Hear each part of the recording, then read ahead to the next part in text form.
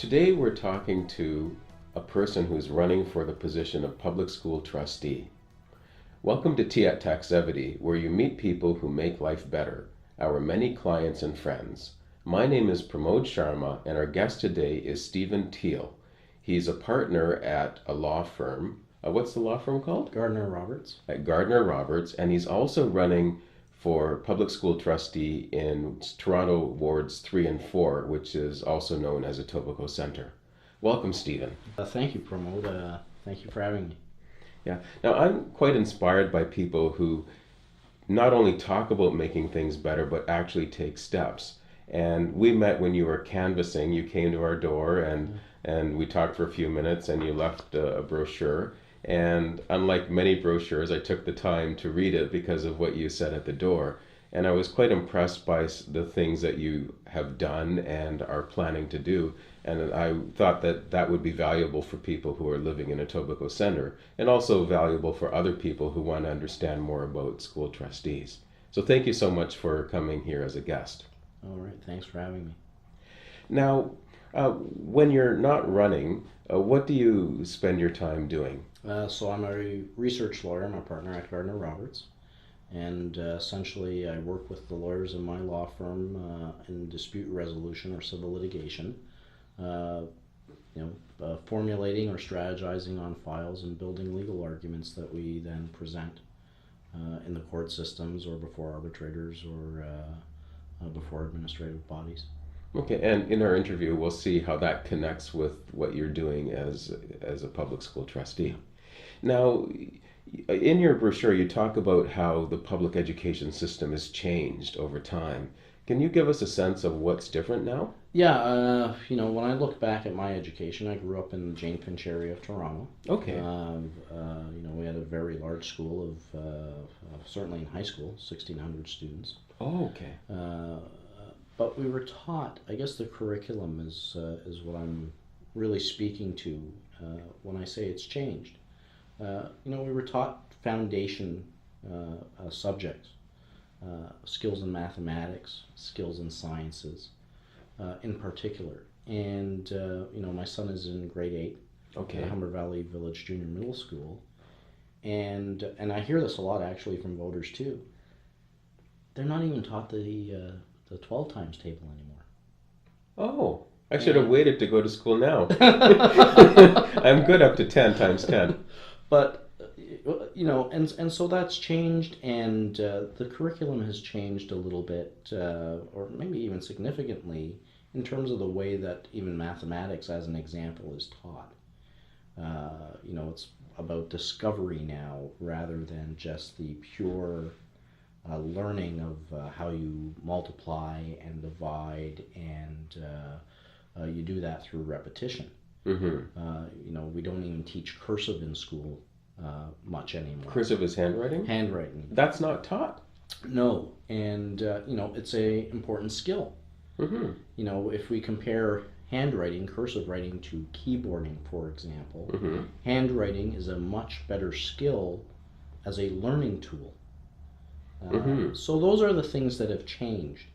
But what I talk about in the brochure, as you read, was we still have the same wants and desires, I think, for our kids. We want them to be successful Mm-hmm. in life. We want them to go to university. So we're still into that kind of promotion, but the education system has changed. I graduated from high school probably, gosh, it's more than 30 years ago now. Same here. Yeah, so when I see that in my son in terms of what he's learning some different skills, Mm-hmm. but those foundation skills that we learned are not being taught in the same way. Okay. Now, are you working full time? Yes, I have a full-time practice. I mean, I'm required to work on the files, and we're required to service our clients. So I still do that on a full-time basis on top of my campaigning and my other volunteer activities. Okay, because that leads to the question about how you would find the time to do your role as a public school trustee. Yeah, just by way of background, I guess quickly, a public school trustee is not a full-time position in any event. Mm-hmm. It's generally viewed as being 10 to 15 hours a week. In terms of you attend your committee responsibilities. You obviously attend your board trustee meetings, Mm-hmm. which don't take place on a regular basis in terms of daily. I heard there might be a couple a month, but I don't know Yeah, if that's yeah, typical. exactly. So, and they happen at night. They're not happening during regular business hours. Mm-hmm. I work extremely hard anyway Okay. as an individual. So the commitment for public school trustee is something that I feel very strongly that I can meet. It's very much a customer oriented or uh, you know uh, customer service still industry in terms of you're hearing from parents and you're relating back to them, which is not any different than what the practice of law is.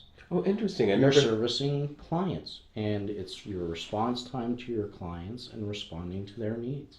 Okay, I didn't think about it in a customer service perspective and how that connects very well with your background.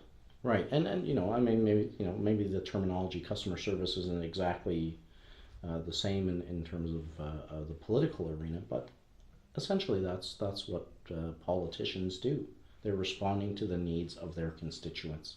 So it's a constituent service. Okay, now does your company have any issues with you running? No, in fact, they're very supportive of what I'm doing. Within the office, people understand that I'm very politically involved and that I've been politically involved in various issues for a long time. My firm has actually represented, some politicians in legal cases. So there's great support within my law firm. They understand that this is a interest and passion of mine, Okay. and we've got a great law firm from that perspective in terms of support. Okay. And the next question I wanted to ask you was really the key question or a key question. Why are you running for public school trustee? So I see the challenges in our current public education system, Mm-hmm. primarily the financial challenges.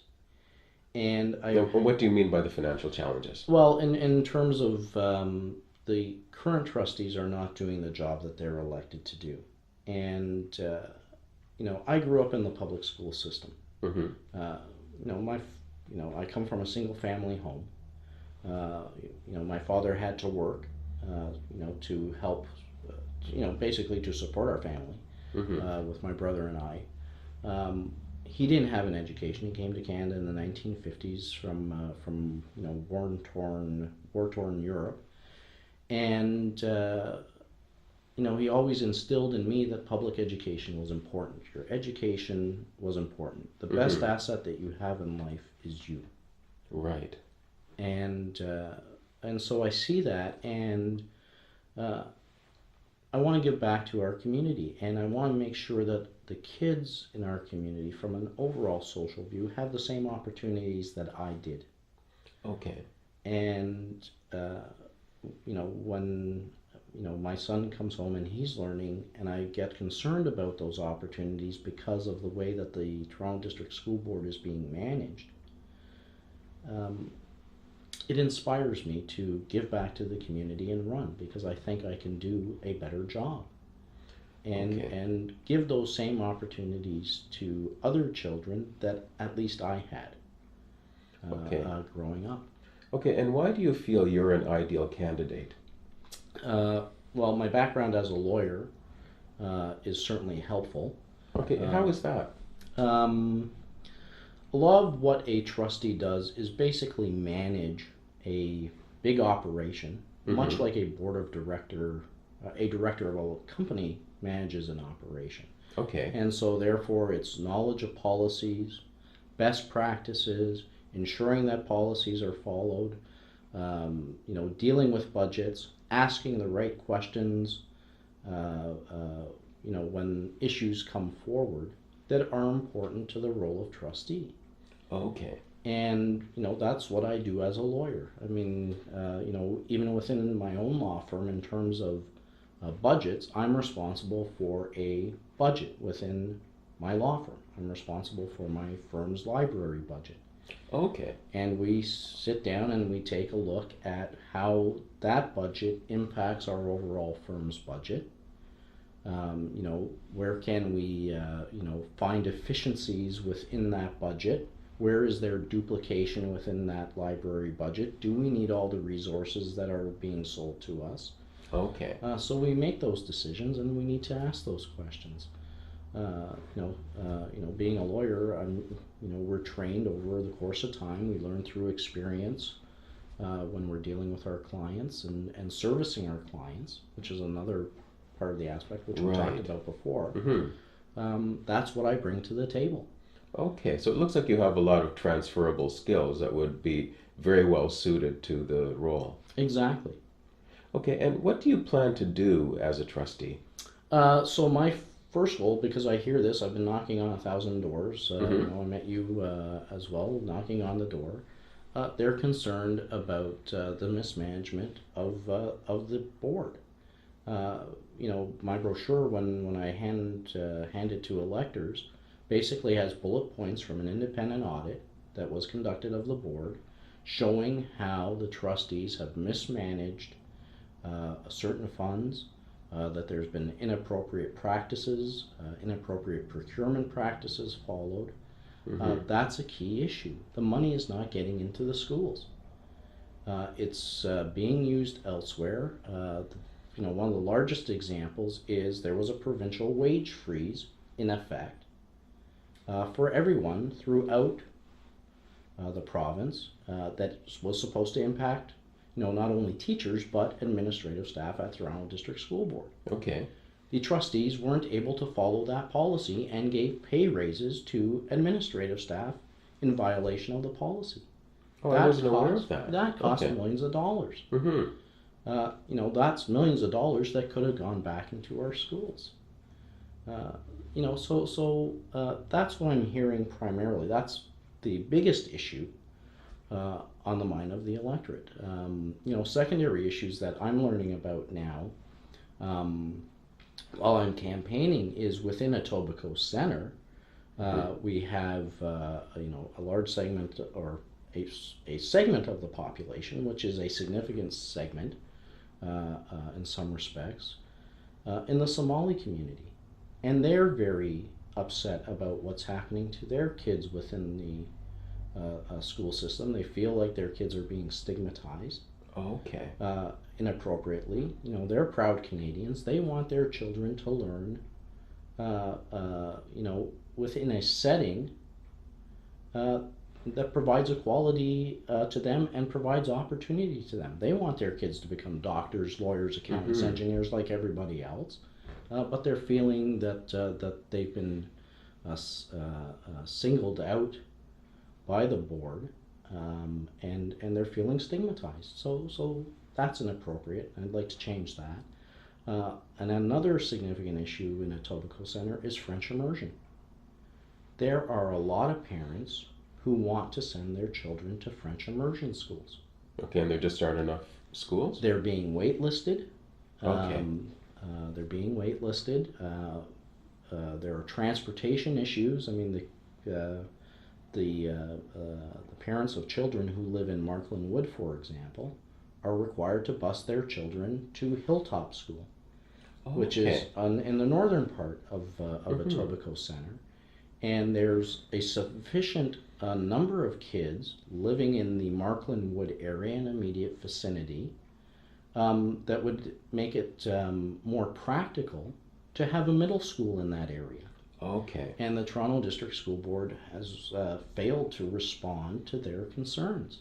And, it seems like they've done studies and said, well, we can't have the middle school here.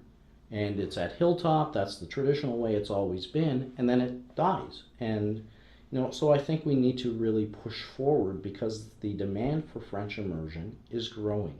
Okay. And in Etobicoke Center, I think parents realize that learning that second language, particularly in a country like Canada that has two official languages, Mm-hmm. is important to the opportunities for their children as they grow up, in terms of, particularly federal jobs, even provincial jobs. Mm-hmm. There are requirements that you as an employee have, or certainly it's an asset that you're bilingual. Okay. Well, it's showing that you're showing that you have a really good understanding of the issues in this area, which is really good to see. Now, what you're saying sounds good, and I don't mean to be mean, but how do we know that you would make a difference? Yeah, and Pramod, you're asking a question that I hear at the door from some people. A lot of people, or there are people when I campaign who are disenchanted, Mm-hmm. and they don't view me as being any different than anybody else. Mm-hmm. And all I can explain to them is say, look, here is my record. This is what I've done as an individual. So first of all, it's growing up the way that I did and accomplishing to become a lawyer. Right. But more importantly, I guess, within my own community, when we first moved into Princess Anne Manor, there were certain issues. There was a development issue that I became involved in, where residents did not want a particular development to take place. So I helped to create a ratepayers association, and we successfully fought a severance that would have taken place on the Kingsway that would have harmed our community. Okay. Within the community that I live now in Humber Valley Village, I was able to work with the residents and the local politicians to organize the residents to have the first gypsy moth aerial spray. Wait a second. I thought the city did that. Well, the first one was not the city. It was a group of residents working with St. George's Golf Club, hiring the helicopter out of our own pocket. Okay. And in 6 weeks' time, when we learned that St. George's was doing a spray, because we knew that the community surrounding St. George's also had to be sprayed, we organized the residents and we collected the money that was necessary to hire the helicopter to do the immediate surrounding community. And it was the success that we achieved by controlling the gypsy moth infestation during that spray, that the City of Toronto adopted the program and now essentially makes it free for everybody with a voluntary, I guess, contribution. They send you a notice to contribute, I don't know, $100 or so, but it's only on a voluntary basis. So the City of Toronto took that over because we were successful. Okay, I didn't realize the origins of that, because I know we have the helicopters flying around Right. and close your windows while they're spraying, etc. So that's terrific that you did that. Now, during your term, how will we know what you're actually doing? Well, that's a matter of communicating back to the residents. Mm-hmm. I guess the way that I've always viewed public service, political service, is that you have to be seen. Okay. And that means, spending time going door to door. And, should I be elected, obviously I'll, be involved with the parent councils at the schools. Keep in regular contact with people as best as we can as school trustees. And there are systems in place that allow you to, as a trustee, communicate with those parent councils. But I think it goes beyond that. I think the community needs to see that I'm there as a trustee and still answerable to their concerns, because it's not just parents all the time that have issues with the schools. We have neighbors or properties that neighbor schools. I spoke to one lady last week. She was worried about the bins being open in her backyard. They're on school property, the garbage bins, and rats coming out of those bins. Oh, okay. Right? So she doesn't have any kids in the school system anymore, but she has an issue because it impacts a Toronto District School Board property. Okay. And so part of my view is that it's not just sending emails or newsletters. I think you have to be seen in the community, and so that's part of what I intend to do. Yeah, because I was quite impressed that you were canvassing, and uh, that was early September, so Yes. you started quite early in the process. Because it does make a difference to see the actual candidate rather than just get a flyer in the mail. You're absolutely right. Look, but promote one of the big difficulties of running for school trustee is you run over a federal or provincial jurisdiction, which electoral jurisdiction, and it's a big area. Etobicoke Center is very physical. There are some Yes. areas that are very hilly terrain. You have some lots that are 75 to 100 feet wide. I'm getting a lot of great exercise out of it, which is a benefit to me, I guess, personally, but it's very physical, and we can't always get to every door. But it is important to get to as many doors as possible. Mm-hmm. And, that's kind of where what I want to do is, if elected, it's still being face to face with the residents and getting to talk to them and asking them if they have any concerns or issues. There are new parents, with young children who are not in school yet. Their children are going to be going into the school system. What are their concerns? Mm-hmm. So you have to meet people and talk to them.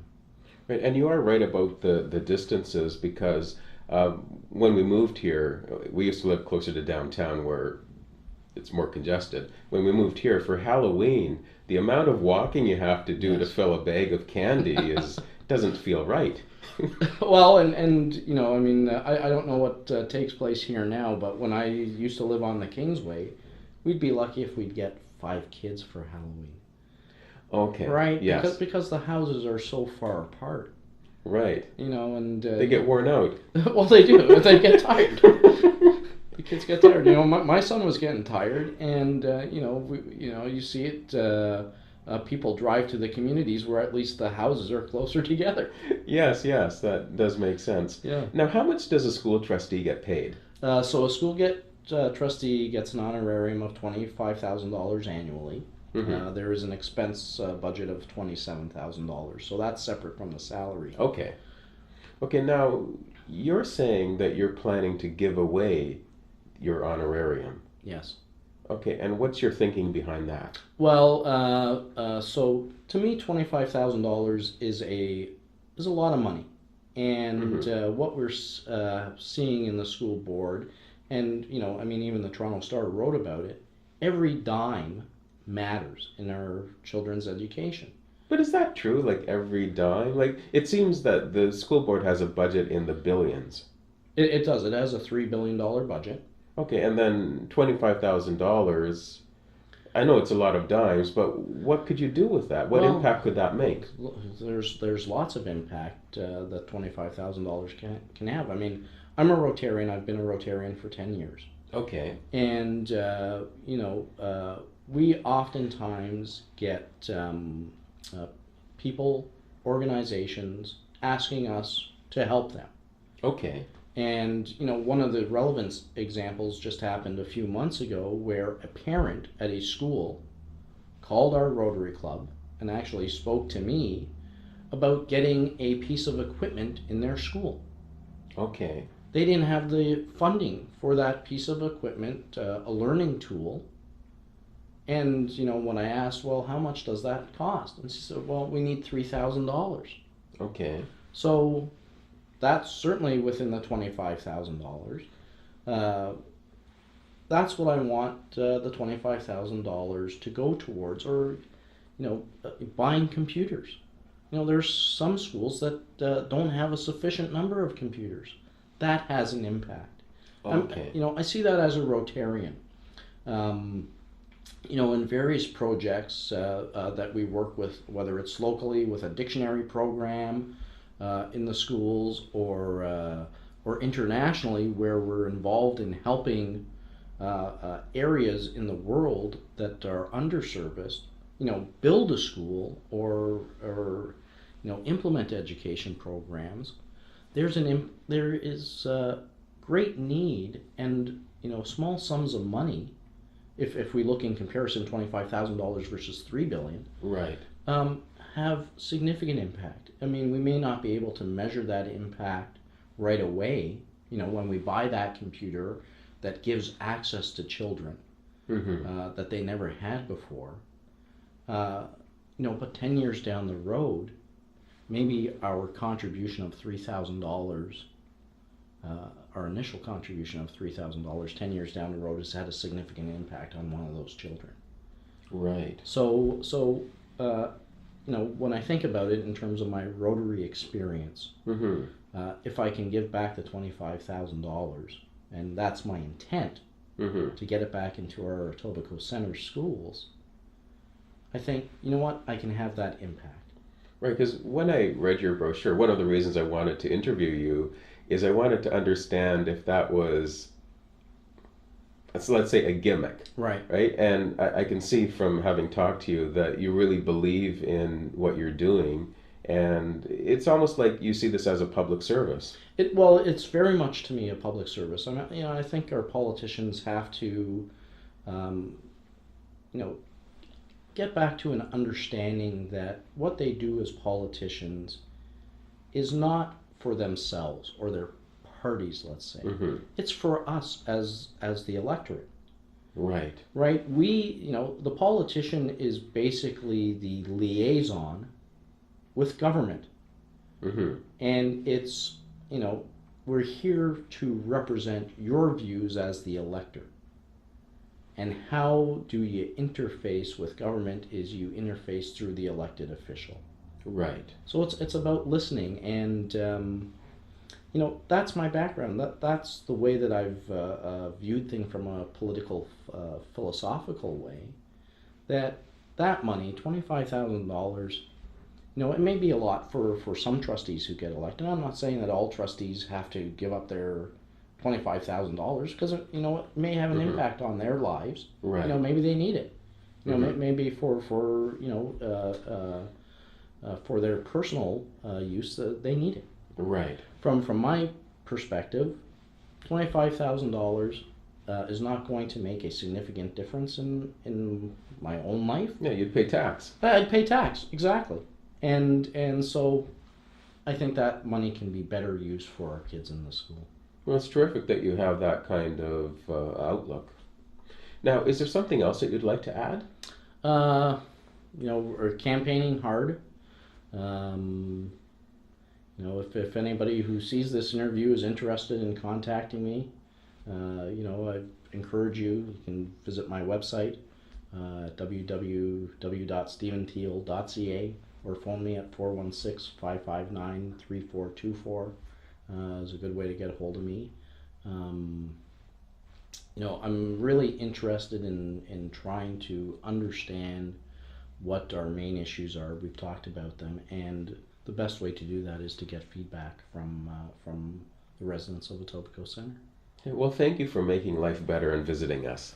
You're very welcome. Thank you for the time. Thanks for joining us for Tea at Taxevity. The Taxevity Insurance Advisory helps you understand insurance and bridges gaps in your coverage. There's no premium for peace of mind. How healthy is your insurance?